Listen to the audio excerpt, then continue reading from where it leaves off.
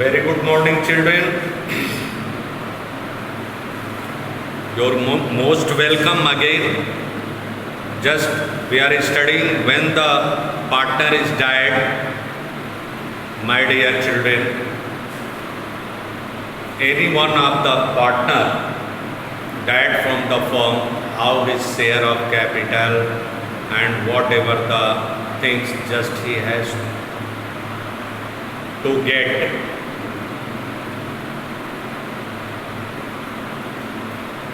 Just all the adjustment we have to study. When any one of the partner is died, his executor, nominee, I mean to say उत्तराधिकारी क्या क्या पाने का हकदार होता है, ये चीज़ हम आपको पहले बता दें थोड़ा सा, हालांकि ये बताया जा चुका है। सर्वप्रथम firstly he has the right to get his share of capital standing credit। जो क्रेडिट है कैपिटल वो पाने का हकदार होता है। दूसरा, increment in the value of the goodwill, उस चीज को पाने का हकदार होता है। तीसरा चीज,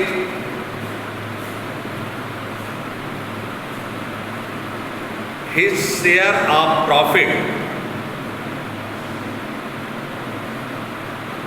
till the death of the partner, just he is entitled to get that।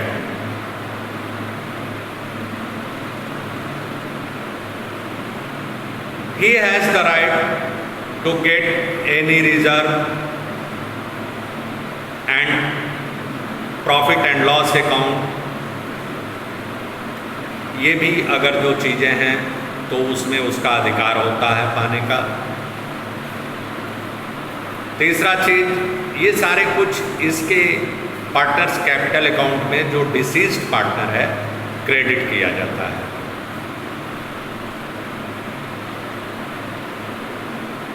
और भी चीज़ें हैं जैसे प्रॉफिट एंड लॉस अकाउंट है, रिजर्व है, गुडविल है, उसके जितने दिन वो जिस डेट को मरा है उस डेट तक का प्रॉफिट, उसकी क्रेडिट कैपिटल, ये सारा कुछ क्रेडिट किया जाता है उसके अकाउंट। उसके बाद revaluation on assets and liabilities, weather profit और लॉस, अगर जो रिवैल्यूएशन पर एसेट्स और लायबिलिटी के प्रॉफिट होता है तो उसे पाने का अधिकारी। इसके खाते में डेबिट क्या किया जाता है, जो पार्टनर डिसीज्ड पार्टनर है, जो पार्टनर मृत्यु को प्राप्त हो गया है, just his capitals account debited, his drawing up to the date of death, till the date of death, कितना ड्राइंग किया है उसने, अपने निजी खर्चे के लिए कितना निकाला है। इंटरेस्ट ऑन ड्राइंग, उस पर ब्याज। लॉस ऑन रिवैल्यूएशन, वो भी डेबिट होगा इसके खाते में। यदि गुडविल के वैल्यू में रिडक्शन होता है, रिड्यूस करती है, तो वो भी डेबिट होगा। और यदि किसी भी प्रकार का उसने फर्म से लोन लिया है, चाहे कुछ भी है, उसको भी डेबिट करके रिड्यूस कर देते हैं उसके कैपिटल से, जो पाने का अधिकारी होता है। मतलब एकदम क्लियर साफ साफ हिसाब किताब किया।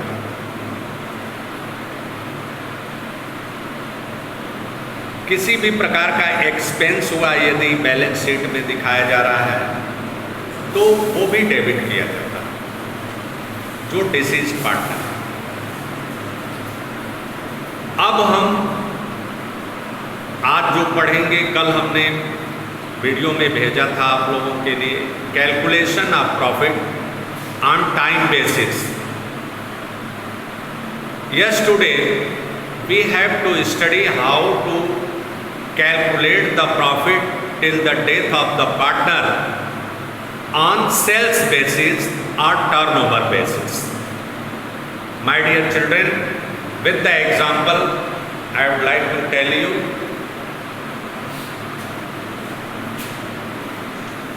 Class,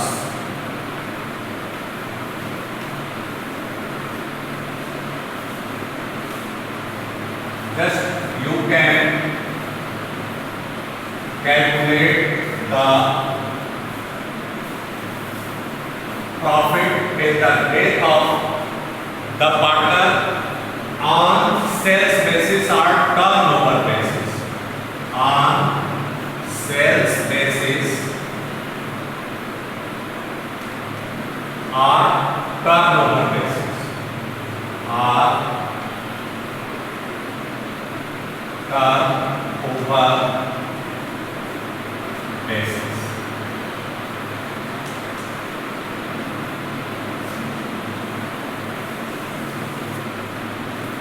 Yes, today for the example और डिसीज पार्टनर्स कैपिटल अकाउंट कैसे बनाया जाता है, अभी मैंने बताया क्या क्या क्रेडिट किया जाता है और क्या क्या डेबिट किया जाता है। उस प्रकार बना करके और बैलेंस जो होता है उसे पेमेंट दिया जाता है। बैलेंस को यदि कोई इंफॉर्मेशन नहीं है, whether there is no information in the question how the payment will be made to the executors, सब it is transferred to the loan account of the deceased partner.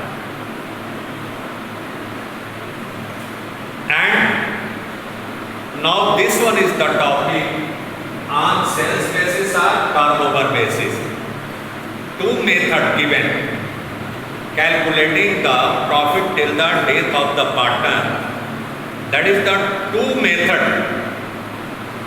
Time method it has been explained, and this one is the sales basis or turnover basis. I am going to explain before you.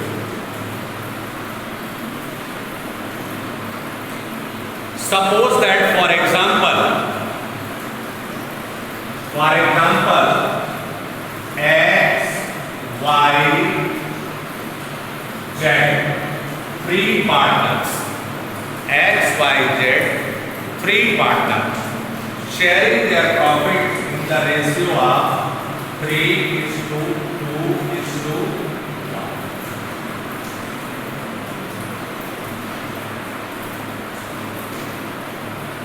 3:2:1. Clear?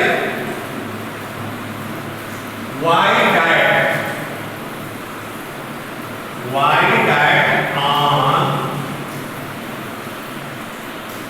13th September 2018. 13th of September 2018.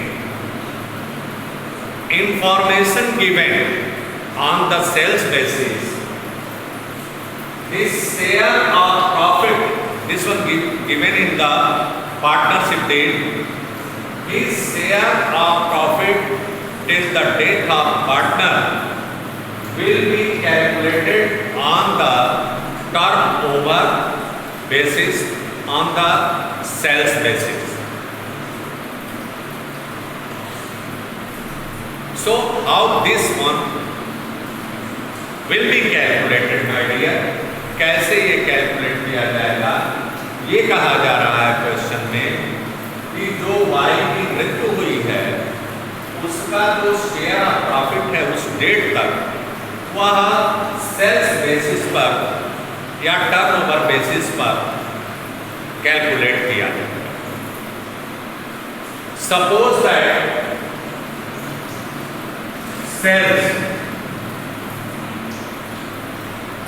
sales for the last year, sales given last year, sales, here we can write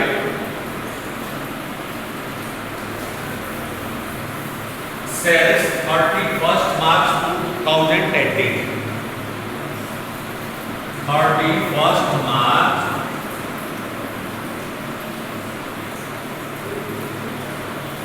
2018, साल के अंत तक पिछले साल की जो cell थी वह थी हमारी 1,50,000 and profit for the year, profit equal to 30,000, profit is equal to 30,000 just the for on। साल भर के सेल पर जो प्रॉफिट होता है वो फर्म ने कमाया 1,50,000 की सेलिंग पर 30,000 का प्रॉफिट अर्न किया गया फर्म को। अब calculate the profit of the deceased partner on the sales basis of last year। How very simple, just first step involve calculating the ratio of the profit of last year on sales, ratio of the profit of last year on sales। So the formula ratio of profit equal to profit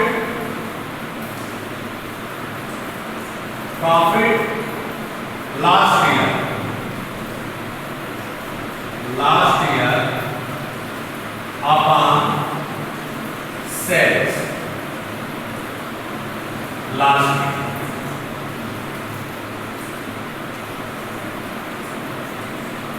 into 100 into 100। This one is the ratio.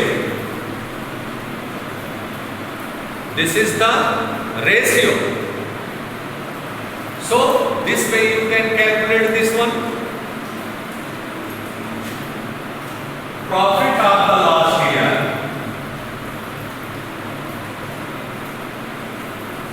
and in the question sales during the till his death, sales up to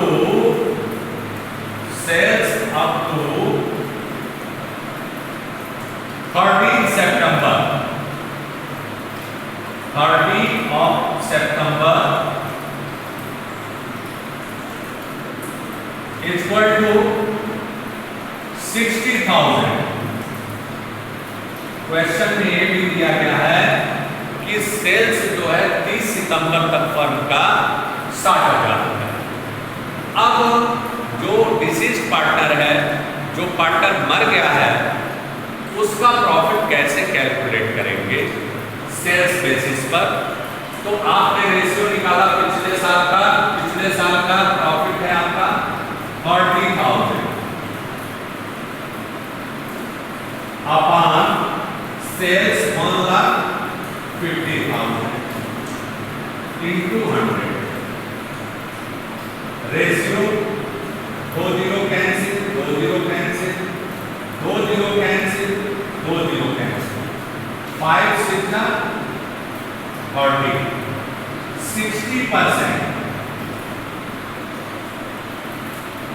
60% का ratio है पिछले साल का profit कमाने का। तो अब उसके ये पार्टनरशिप डीड में है कि इस तरह से प्रॉफिट का कैलकुलेशन सेल के ऊपर किया जाएगा। तो अब इस साल की सेल जो है वो कितना है? इस साल जब पार्टनर मर रहा है उस दिन तक का सेल है बेटा आपका 60,000। 60,000 into 60%, 60/100, 0,000 equal to 36,000। 36,000 and the share of profit of Y, जो डिसीज्ड पार्टनर है उसका शेयर क्या होगा, उसका हिस्सा कितना होगा?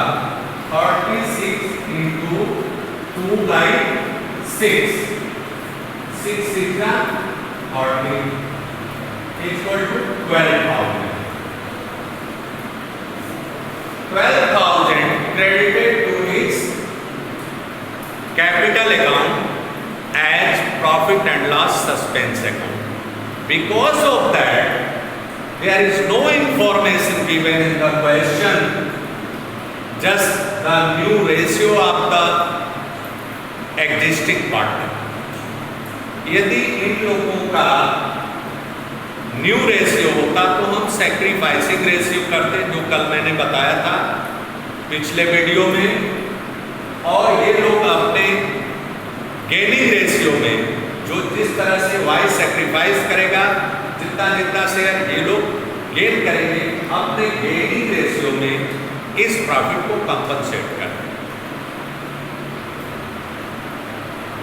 मैं समझ रहा हूं कि आप लोग समझ गए होंगे। अब मैं एक एग्जांपल इसी में और देता हूं जहां पर टाइम का भी इंडिकेशन रहेगा।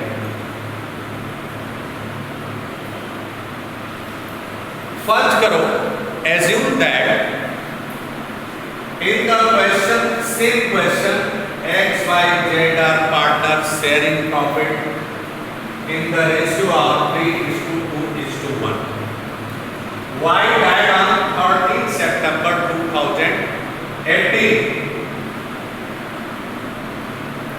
and in partnership deed the terms and condition given, his share of profit will be calculated as the till his date of death on the sales basis,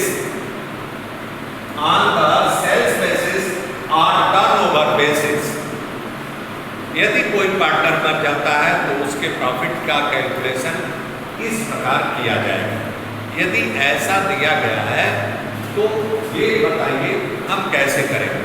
ये तो सिंपल फॉर्मूला था आपका mathematical. अब हम उस चीज को टर्म्स एंड कंडीशन देते हैं। कहा जा रहा है कि 31 मार्च लास्ट ईयर की सेल 1,50,000 है और प्रॉफिट 30,000। सेल के विषय में कोई सूचना नहीं है। Suppose that there is no information about the sales, there is no information about the sales, that is not given. Only just given the trend of growth in sales, trend of growth in sales, growth in sales equal to 20%। Cell कह रहा है कि पिछले साल की अपेक्षा इस साल जो है 20% का ग्रोथ है। क्लियर? और प्रॉफिट में कह रहा है, प्रॉफिट में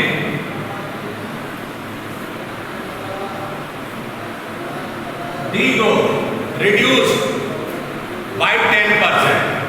profit reduced for this year by 10%, by 10%. Calculate the share of this is partners profit. अब आपको दिस इज पार्टनर का कैलकुलेशन करना। अब इसे कैसे करेंगे ये देखें आप।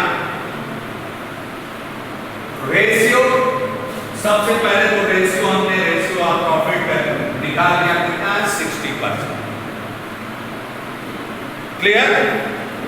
अब सेल्स हमें फाइंड आउट करना है up to the death of till the death of the partner. This is partner. अब रेशियो ऑफ प्रॉफिट हो गया। अब sale equal to last year का सेल जो है, ratio of profit calculated as the same way 60%। Ratio of profit 60% है आपका, cell में ग्रोथ दिखाया जा रहा है आपका 20%। Sales equal two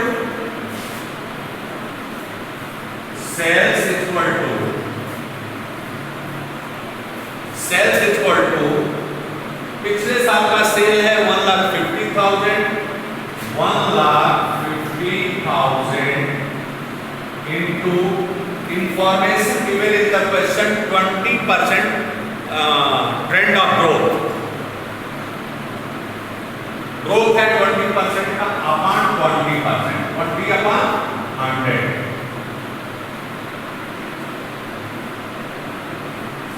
equal to 30,000। Actual sales equal to 1,50,000 plus 30,000 equal to 1,80,000। This one is the sale of the this year। इस साल की सेल हुई बेटा, पूरे साल की हुई, ये नहीं कि डेट तक का। पिछले साल के सेल में 20% का ग्रोथ दिखाया गया है, तो 1,80,000। अब रेशियो जो प्रॉफिट का उसमें कह रहा है 10% का रिडक्शन है, तो पिछले साल का रेशियो आपने 60% कैलकुलेट किया है, तो 60 माइनस 10 इक्वल टू 50%। जो प्रॉफिट है आपका वो 50